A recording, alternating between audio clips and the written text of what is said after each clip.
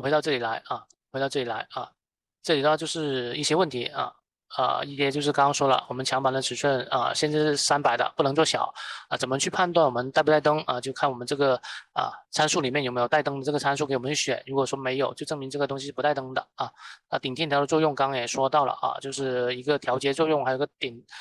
还有一个就是预留的那个尺寸是为了装我们的顶电条的顶电条，然后。这个能不能工厂切角这个是不能切角的就是只能是跟我们每家背景墙一样，就是现场去切现场去切角的，并一些测量只能是现场去切。然后的话，18的背景这个板能不能替换成4个格栅板它是可以替换的可以通过2种方式，一个备注嘛，一个就是通过2个背景墙这样组合在一起合并嘛。然后这个电位干涉怎么去处理我们来看一下因为这种呢是肯定会遇到的会经常会遇到这个电位干涉的这个问题我们来看一下电位干涉怎么去处理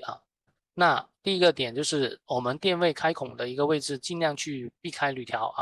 避开铝条不要避免就是跟我们铝条干涉尽量避开。然后通用收口的背景墙是不建议大家去移动电位位置的因为它的厚度的一个问题我不确保这个东西能不能完全遮住我们这一个电位的这个接线的位置所以说我是不建议大家去改变位置的，就是我这个电位在这里，我要装到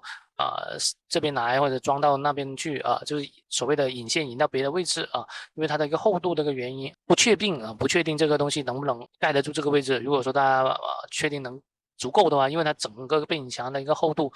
大概就是25厚左右25厚，因为那个铝材就24嘛。因为铝材就24厚，大概就24厚吧，不是25厚大概是24厚。那如果说你确定这个24厚的位置能去遮挡住这个位置的话，那可以去引线我个人不建议那只建议是在原来的位置就是电位在这个位置的那我就装在原来的这个位置，然后把我们的面板装在我们原来的那个位置的那个板件上面这样去做然后第3个点可能要去注意一下，就是格栅板的位置是不建议有电位干涉的就是我好比这个案例，我这个位置是有电位的，那这个是不建议这样去做的，建议这个隔栅板移一下位置移这边做格栅调换一下位置。为什么呢？因为我们这隔栅板的一个格栅的一个位置深度会比较格栅的这个间距会比较深一点不是我们9个毫的那种它这个位置深度大概差不多有9个毫8个毫到9个毫的深度所以说就这样用这种电位的面板装在我们这个格栅板上面，这个缝就会很大这个缝就会很大，所以说是不建议是说把我们的电位的面板是装在格栅板上面的大家一定要去注意这个点